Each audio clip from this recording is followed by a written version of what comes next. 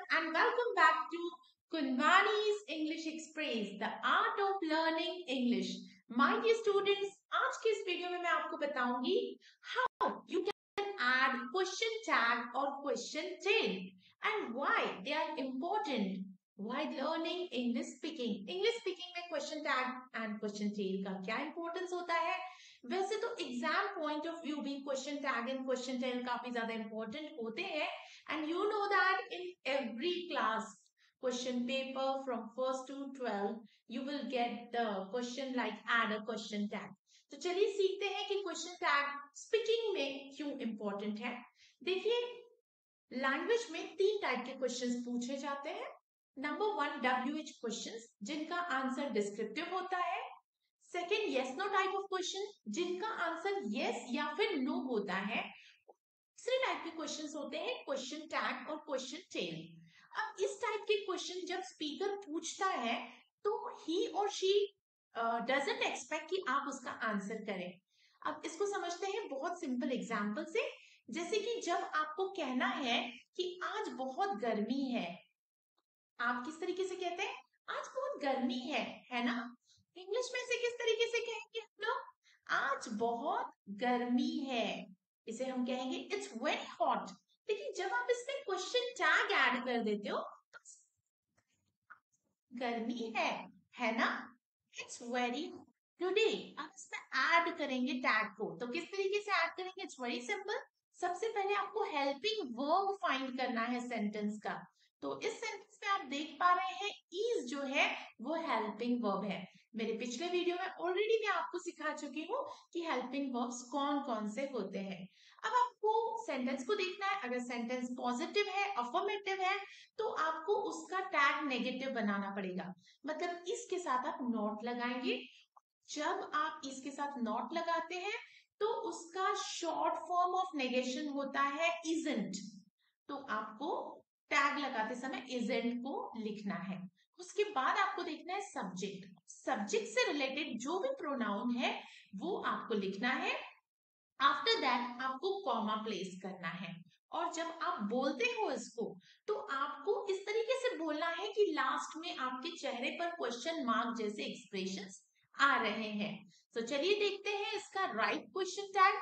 So it is very hot today, comma isn't it. लिखते समय आप इस तरीके से लिखेंगे, बट बोलते समय आप किस तरीके से बोलेंगे? It's very hot today, isn't it. तो यहाँ पर आप देख पा रहे हैं कि जैसे ही मैंने इजंट इट कहा मेरे फेस पर एक क्वेश्चन मार्क्स आ गया. तो इसी टाइप के क्वेश्चन मार्क्स आपको अपने एक्सप्रेशंस के साथ बताने हैं. That's why question tag is useful to learn while learning English speaking. Now let's take some more examples. But before going with examples, हमें contractions सीखने पड़ेंगे. मतलब पॉजिटिव या अफर्मेटिव सेंटेंस को नेगेटिव बनाते समय हेल्पिंग वर्ब के नेगेशन जो कॉन्ट्रैक्टेड फॉर्म्स में होते हैं वो हमें सीखने चाहिए. तो यहाँ पे आप देख पा रहे हो कि अगर आपके सेंटेंस में एम प्रेजेंट है और सेंटेंस आपका अफर्मेटिव है तो उसको आपको एम नॉट करना पड़ेगा. और एम नॉट का जो कॉन्ट्रैक्शन फॉर्म होता है दैट इज आरंट. इसे आमंट आप नहीं लिखेंगे और कहेंगे भी नहीं. इज नॉट का होता है इजंट. वैसे ही आर नॉट का होता है aren't. was not will become wasn't. were not will become weren't. has not बन जाता है hasn't. have not हो जाता है haven't. had not will become hadn't. do not will become don't. does not will become doesn't. and did not will become didn't. उस तरीके से जब आप कैन नॉट को ज्वाइन करते हैं it will become can't. Could not को join करेंगे तो हो जाएगा couldn't. may not will become mayn't. might not will become mightn't. shall not become shan't. should not will become should not shouldn't. will not बन जाएगा won't. would not बन जाएगा wouldn't. must not बन जाएगा mustn't. used to not बनेगा didn't. तो जहां पर used to आता है किसी सेंटेंस में तो उसका हमेशा क्वेश्चन टैग होता है didn't. ought not हो जाता है oughtn't. Now let's some examples. Let's take some examples. Okay, with the help of examples we will understand. Here you can see it was his bad luck. Sentence है कि उसका नसीब खराब था. लेकिन अगर आपको इंग्लिश में ऐसा कहना है कि उसका नसीब खराब था, है ना? So how will you speak it? You will speak it like it was his bad luck, wasn't it? तो देखिए, जब मैंने वाज़न्ट इट कहा तो मेरे फेस पर एक क्वेश्चन मार्क सा आ गया। तो इसी टाइप के क्वेश्चन मार्क एक्सप्रेस करने के लिए हम लोग क्वेश्चन टैग यूज करते हैं लैंग्वेज में। Next example, they don't allow cutting trees. इसका मतलब वो लोग पेड़ काटना अलाउ नहीं करते हैं। तो जब आप कहते हो they don't allow cutting trees, do they? यहाँ पे डू दे इसका क्वेश्चन टैग है और इसका मतलब है क्या वो अलाउ करते हैं? नहीं ना, like that. Okay, next example, the chicks can not fly away till their wings come out. जब तक पक्षियों के पंख नहीं आते बच्चों के, वो उड़ नहीं सकते हैं। तो यहाँ पर इसका राइट क्वेश्चन टैग है the chicks can not fly away till their wings come out, can they? यहाँ पर देखिए कि कैन हेल्पिंग वर्ब जो है वो नॉट के साथ यूज किया हुआ है, मतलब सेंटेंस नेगेटिव है, इसीलिए उसका टैग पॉजिटिव बन रहा है, can they, right? Next, there was no one to challenge the decision. कोई नहीं था जो उस डिसीजन को चैलेंज कर सके। तो इसका क्वेश्चन टैग बन जाता है there was no one to challenge the decision, was there? So it's like that. चलिए सीखते हैं, किसी सेंटेंस में अगर हेल्पिंग वर्ब एब्सेंट होता है, प्रेजेंट नहीं होता है, उसका टैग कैसे बनाना चाहिए। देखिए, अगर किसी सेंटेंस में हेल्पिंग वर्ब नहीं है, इसका मतलब ये है कि उसमें एक तो डू होगा, डज होगा या डिड होगा। ये कैसे पता करना है कि उस सेंटेंस में डू होगा या डज होगा या डिड होगा? इसे पता करने के लिए आपको सेंटेंस के मेन वर्ब को चेक करना चाहिए। अगर आप सेंटेंस के मेन वर्ब को चेक करेंगे तो आपको पता चलेगा एक तो मेन वर्ब V1 है या V2 है या फिर उसमें SES लगा हुआ है। तो मैं आपको बता दूं, अगर सेंटेंस V1 है, मेन वर्ब जो है वो सेंटेंस में प्रेजेंट V1 है, तो वहां हमेशा डू हेल्पिंग वर्ब रहेगा। अगर सेंटेंस के V1 में S या ES लगा हुआ है तो हेल्पिंग वर्ब होगा डस। और अगर सेंटेंस का मेन वर्ब V2 है, मतलब पास्ट फॉर्म है, तो वहां हमेशा हेल्पिंग वर्ब रहेगा did. Now let's understand this with examples. See he bought some land, उसने जमीन खरीदी।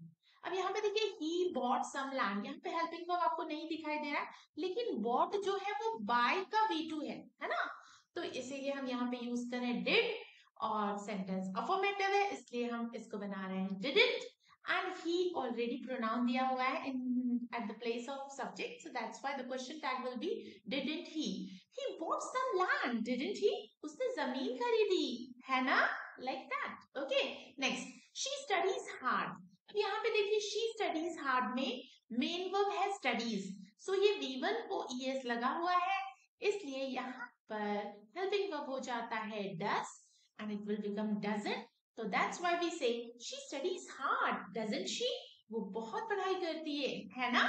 Number 3, I solve any problem very fast. मैं कोई भी प्रॉब्लम फास्ट सॉल्व करता हूँ।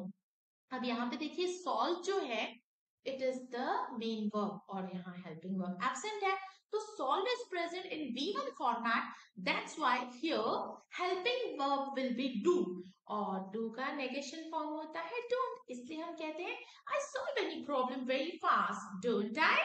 तो इस तरीके से अगर सेंटेंस में हेल्पिंग वर्ब नहीं भी प्रेजेंट है तो आप उस सेंटेंस को टैग ऐड कर सकते हो। Now let's try to understand imperative sentences. Imperative sentences ऐसे सेंटेंसेस होते हैं जो मेन वर्ब से शुरू होते हैं, जिसमें आप एक तो ऑर्डर प्लेस कर सकते हो या कमांड कर सकते हो या फिर आप किसी को रिक्वेस्ट कर सकते हो। इंपैरेटिव सेंटेंसेस जब भी आपको मिले, इनका क्वेश्चन टैग एक तो होगा विल यू या फिर वोंट यू। आपको ये बात याद रखनी है कि जब इंपैरेटिव सेंटेंस मेन वर्ब से स्टार्ट होता है ना, तो उस समय हमेशा विल यू रहेगा इसका क्वेश्चन टैग, लेकिन अगर प्लीज से स्टार्ट होता है तो हमेशा वोंट यू रहेगा। Let's understand with some examples.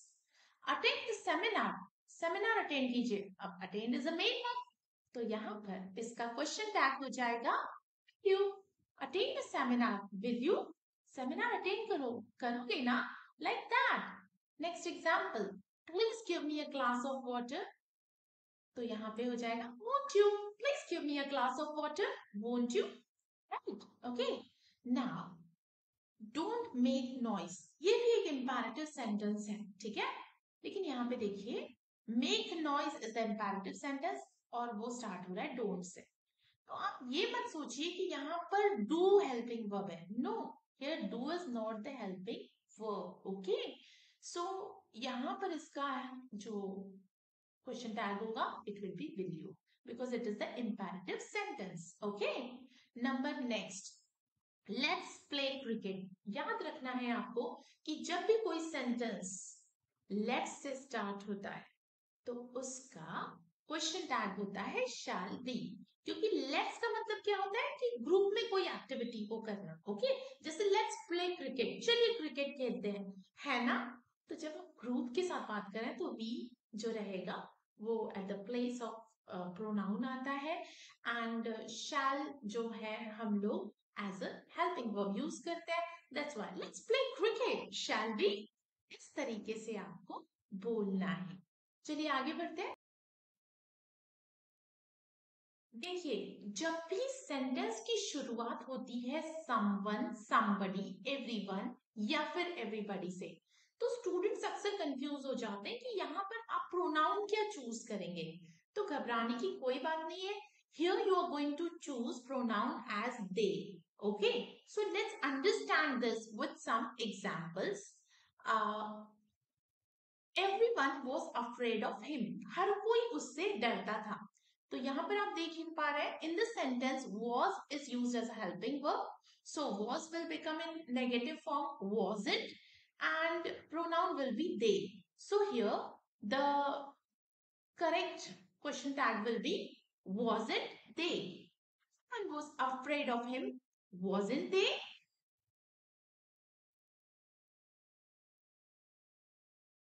Sentences with use to, मैं ऑलरेडी आपको नेगेशन कॉन्ट्रैक्टेड फॉर्म्स में बता चुकी हूँ कि अगर सेंटेंस में यूज टू प्रेजेंट हो तो घबराने की कोई जरूरत नहीं है, सीधा सीधा आप क्वेश्चन टैग ऐड कर सकते हैं didn't. So for example they use to make maths, वो हमेशा मैथ्स तैयार करते थे। तो इसका आंसर होगा they use to make maths didn't they.